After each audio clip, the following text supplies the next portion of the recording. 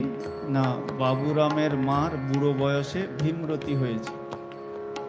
কি ভীমরতি? কে লিখছেন? স্বামীজি, আমেরিকা থেকে। তো ভীমরতিটা এই না, জ্যান্ত দুর্গা মাকে ছেড়ে কিনা মাটির দুর্গা মাকে পুজো করতে বসেছে। দাদা, বিশ্বাস বড় ধন, বিশ্বাস বড় ধন। দিয়ে তারপর মার যেহেতু কলকাতায় গেলে থাকার জায়গা হতো না, এর বাড়ি ওর বাড়ি থাকতেন, সেজন্য ওখানেই তারপরেই লিখছেন যে এই তোমরা একবার জোগাড় করে এই জ্যান্ত দুর্গার মাকে একবার বসিয়ে দাও, তবে আমি হাঁপ ছেড়ে বাঁচব। অর্থাৎ কলকাতা গেলে মার যাতে স্থায়ী বাসস্থান হয় সেটি একটু করে দাও তোমরা জোগাড় করে, সেটাই বলছেন। তারপরে পরে মায়ের বাড়ি হয়, উদ্বোধন। তো ওই প্রসঙ্গ মনে আসছে যে জ্যান্ত দুর্গা, সত্যি সত্যি জ্যান্ত দুর্গা রূপেই দেখতেন কি বলে স্বামী বিজ্ঞানানন্দজি। মা যখন বেলুড়মঠে আসতেন এর থেকে, বাগবাজার থেকে, মায়ের বাড়ি থেকে, তো এলে কয়েকদিন থাকতেন সেখানে। সব কি বলে সন্তানরা প্রণাম করতে যেতেন, তো মা তো ওই চাদর মুড়ি দিয়ে বসতেন ঢেকে ঢুকে। তো বিজ্ঞানানন্দজি প্রণাম করতে যেতেন না, এই খবর পেয়েছেন স্বামীজি। তো একদিন ডেকে বলছেন, পেশন, মাকে প্রণাম করেছো? পেশন হচ্ছে প্রসন্ন, হরিপ্রসন্ন। তাই স্বামীজি ওই বিভিন্ন জনকে বিভিন্ন ওইভাবে নামে ডাকতেন। গঙ্গাধর, স্বামী অখণ্ডানন্দজিকে ডাকতেন গ্যাঞ্জেস। গঙ্গাধর যেহেতু গ্যাঞ্জেস। তো সেরকম অনেকেই এই পুঁথিকার, আমাদের শ্রীরামকৃষ্ণ পুঁথিকার অক্ষয় কুমার সেন, আপনাদের এখানে কাছাকাছি বাড়ি, কি নাম, কোথায় যেন, ময়নাপুর, ময়নাপুরে ওনার জন্মস্থান। তো তাকে শাকচুন্নি বলে ডাকতেন। শাকচুন্নি, চিন্তা করুন।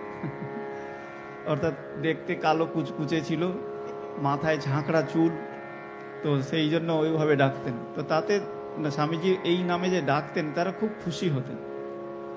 যদি ওই নামে না ডেকে ভালো নামে ডাকতেন তাতে বরং অখুশি হতেন, বুঝি স্বামীজি বোধহয় আমার উপর কিছু বিরূপ হয়েছেন বা রেগে গেছেন।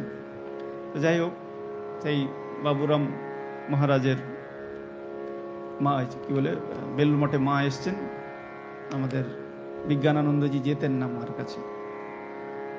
তো স্বামীজি এটি জানতে পেরেছেন, গিয়ে ডেকে বলছেন, পেশন, মাকে প্রণাম করেছো? না। সে কি, যাও মাকে প্রণাম করে এসো। এখন লিডারের কথা তো শুনতে হবে, ঠাকুর বলে গেছেন। তো মনের ভাব এরকম, যাক ঠিক আছে যাচ্ছি, এখন বলেছে যখন ঢিপ করে একটা প্রণাম করে চলে আসো। বাস গেছে, গিয়ে মাকে ওরকম প্রণাম করে, হাঁটু গেড়ে প্রণাম করে উঠে চলে আসছেন। আর স্বামীজি সামনে দাঁড়িয়ে, পেছন পেছনে স্বামীজি গেছেন। হ্যাঁ, যেই উঠেছে সঙ্গে সঙ্গে স্বামীজি বলছেন, এ কি পেছন, জগৎ জননীকে তুমি এইভাবে প্রণাম করলে? যাও সাষ্টাঙ্গে প্রণাম করো। আবার সাষ্টাঙ্গে প্রণাম করছে। যে স্বামীজিকে ঠাকুর বলছেন তোর হাড় পর্যন্ত শুদ্ধ পবিত্র, সেই স্বামীজি যখন মাকে প্রণাম করতে যেতেন, আগে গঙ্গায় গিয়ে মাথায় জল নিচ্ছেন, গঙ্গায় জল ঢক ঢক করে জল খাচ্ছেন, অর্থাৎ আরো শুদ্ধ পবিত্র হয়ে মার কাছে যাব, এই ভাব। সত্যি সত্যি জ্যান্ত দুর্গা রূপেই দেখতেন। আর কোনো কিছু যখন সিদ্ধান্ত নিতে পারতেন না, শেষ পর্যন্ত যেত সুপ্রিম কোর্টে, অর্থাৎ মার কাছে। তো সেখানে মা কি বলে শুনে বলে দিতেন, হ্যাঁ ঠিক আছে, নরেন যা করছে ঠিকই আছে। কোথাও কোথাও কিন্তু না করেছেন, সব ক্ষেত্রে হ্যাঁ করেননি কিন্তু, তাই না? নরেনকে যেমন স্নেহ করেন, মাথায় তুলে রাখতেন, মাথায় করে রাখতেন। সেই ঘটনা মনে পড়ছে, বাংলাদেশে সম্ভবত ঠাকুর মাকে বসিয়েছেন আর তার নিচে স্বামীজিকে বসিয়েছেন, দিয়ে পুজো হয়েছে। এটা নিয়ে ভক্ত মহলে খুব দ্বন্দ্ব, যে স্বামীজিকে কেন একই আসনে বসাবে। তো সেই খবর মার কাছে, ওখান থেকে ভক্তরা এসে মাকে বলছেন এরকম এরকম ঘটনা, স্বামীজিকে এরকম বসিয়ে আমরা পুজো করেছিলাম বলে ভক্তরা এরকম এরকম বলেছে। তো মা সঙ্গে সঙ্গে কি বলছেন, হ্যাঁ, যে স্বামীজিকে তোমরা নিচে বসিয়েছ, অর্থাৎ ঠাকুর মার নিচে বসিয়েছে। ঠাকুর যদি থাকতেন তাকে কোথায় রাখতেন জানো? মাথায় করে রাখতেন। ভারী অন্যায় করেছ, নিচে তাকে রেখে অন্যায় করেছ। তারপর একই আসনে সমানভাবে রাখা হলো। তো সেই নরেন কি বলে, যখন কোনো কিছু ডিসিশন নিতে পারতেন না, মার কাছে যেতেন, তো মাই বলে দিতেন, হ্যাঁ এটা যা করছে ঠিক আছে, ঠিক আছে, ঠিক করছে। কিন্তু কোথাও কোথাও না করেছে না। তার মধ্যে একটা হচ্ছে বেলুড় মঠ বিক্রি করে দেওয়া। হ্যাঁ, তো যখন প্লেগ রোগ হয়েছিল, তো স্বামীজি বললেন যে অনেক কষ্টে বেলুড় মঠ হয়েছে, তখন কেনা হয়েছে, জমিন জায়গা কিনে সেটি করা হয়েছে, মা সেটি জানতেন। তো সেই প্লেগ রোগের জন্য টাকা পয়সা নেই, মানুষের সেবা করতে হবে, শিব জ্ঞানে জীবের সেবা। তো সেই প্লেগ রোগের টাকা কোথায় আসবে? টাকা নেই, ডোনেশনও পাওয়া যাচ্ছে না। তো স্বামীজি স্থির করলেন, মানে এতটাই ওতে ডুবে গেলেন যে আমরা তো বাড়ি ঘর ছেড়ে এসেছি, গাছতলায় থাকবো, আমাদের আবার ঘর বাড়ির কি দরকার আছে, মঠ বিক্রি করে দাও, সেই টাকা দিয়ে আমরা সেবা করব। বাস, এই যেই কথা, এই ডিসিশন হয়ে গেছে। তো এই ডিসিশন মাকে তো জানাতে হবে। ওই বললাম সুপ্রিম কোর্টে যেতে হবে। তাহলে সুপ্রিম কোর্টে তো মাকে গিয়ে যখন বলা হলো যে এরকম ডিসিশন নেওয়া হয়েছে, মা সঙ্গে সঙ্গে বলে, এটা কি নরেনের মঠ নাকি? তাই না, এটা তো নরেনের মঠ নয়, সে বিক্রি করে দিতে পারে না। কারণ মার দূরদৃষ্টি হচ্ছে এটাই যে এই মঠ থাকলে আজকে প্লেগ রোগের হয়তো কয়েক লাখ লোকের সেবা হবে, কি কয়েক হাজার কি কয়েক লাখ লোকের সেবা হবে, কিন্তু এই মঠ থাকলে ভবিষ্যতে কোটি কোটি লোকের সেবা হবে।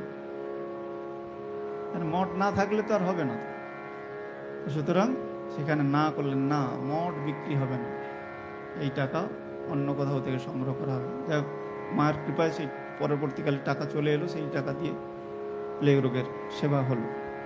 তো এরকম আর একটা হয়েছে, বেলুড় মঠে বলি হবে। হ্যাঁ, স্বামীজির ইচ্ছা ছিল, কিন্তু মা সেখানে না করলেন, না এখানে ওই বলি হবে না। অর্থাৎ স্নেহ করেন মানে যা বলবে, আমরা তাই করেন না, মায়েরা করেন তো তাই, ছেলে যা বলে সেটাই শুনে না। এমনটা ভালো মন্দ বিচার করতে হবে, দৃষ্টিভঙ্গি রাখতে হবে, দূরদৃষ্টি রাখতে হবে। ছেলের ভালো মন্দ বাবা মাকে দেখতেই হবে ঠিকই, কিন্তু সে আবদার করছে বলে তাকে সবটাই মেনে নেয় অনেকে, সেটা কিন্তু ওই আদর দিয়ে দিয়ে বাঁদর তৈরি করে দেয়, সেটা যেন না হয়। তো যাই হোক, মা স্বামীজিকে এতটাই শ্রদ্ধা করতেন, স্নেহ করতেন, কিন্তু কোথাও কোথাও এরকম শাসনও করেছেন, অর্থাৎ নাও করেছেন, সবটাতে হ্যাঁ করেননি।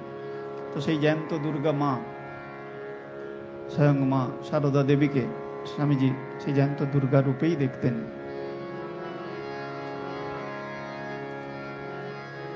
তো বাবুরামের মার বুড়ো বয়সে ভীমরতি হয়েছে, ওটাই বললেন যে জ্যান্ত দুর্গা মাকে ছেড়ে কিনা মাটির দুর্গা মাকে পুজো করতে বসেছে। তো যাই হোক, সেই পুজো দেখতে মা গেছিলেন, আনন্দের হাট বাজার বসলো, সেখানে মাকে পেয়ে